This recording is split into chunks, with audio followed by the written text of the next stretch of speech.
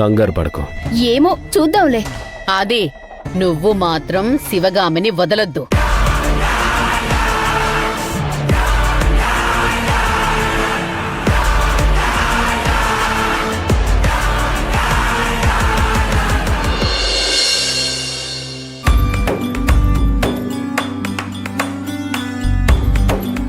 రండి మేడం.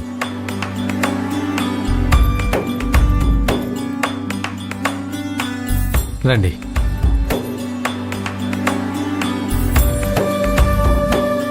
రండి సార్.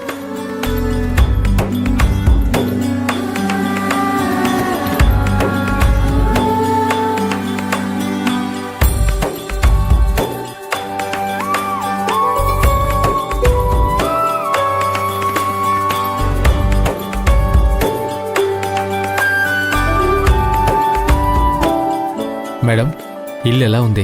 ఇల్లు చాలా పెద్దగా ఉంది. సోఫాలు, టీవీలు అన్నీ ఉన్నాయి. అవును, ఈ ఇంట్లో ఓనర్స్ ఉండేవాళ్ళు. అసలు ఇంత పెద్ద ఇల్లని ఎక్స్పెక్ట్ చేయలేదు. పర్లేదు మేడం, ఎలాగో మీకు ఇంత పెద్ద ఇల్లు అలవాటే కదా. ఈ మాత్రం లేకపోతే మీకు ఇబ్బంది అవుతుంది. ఈ ఇల్లు మీకు చాలా కంఫర్టబుల్గా ఉంటుంది. మీరు దేని గురించి ఆలోచించకండి.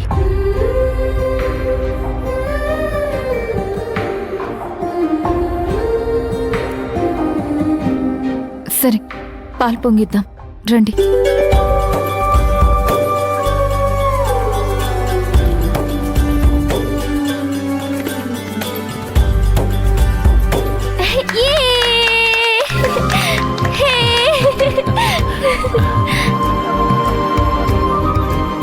ఈ పాలతో ఇప్పుడు ఏం చేస్తావమ్మా?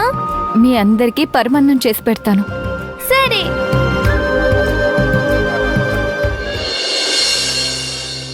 నందిని, నందిని, నందిని. వదినా, వదినా, ఎక్కడ శివగామి? వదినా, శివగామి లేదు. ఏమైంది? ఇల్లు వదిలిపెట్టి వెళ్ళిపోయింది.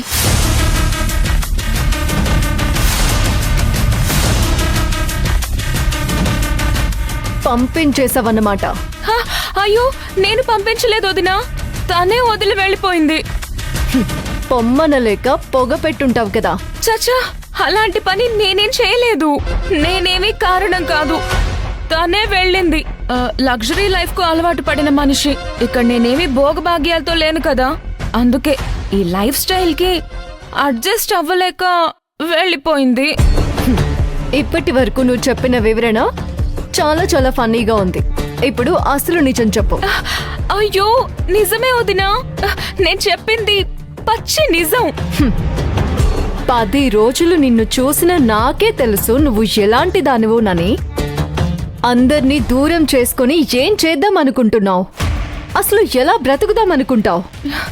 వదినా, అలా అనకు. వాళ్ళంతటా వాళ్లే వెళ్ళిపోయారు. ప్రామిస్ వదినా, నా తప్పేం లేదు. జయం విక్రమ్, మీ మేడం గారు ఇల్లు వదిలి వెళ్ళిపోవడానికి కారణం ఏంటి? మేడం, అది నందినియే కారణమని నాకు తెలుసు.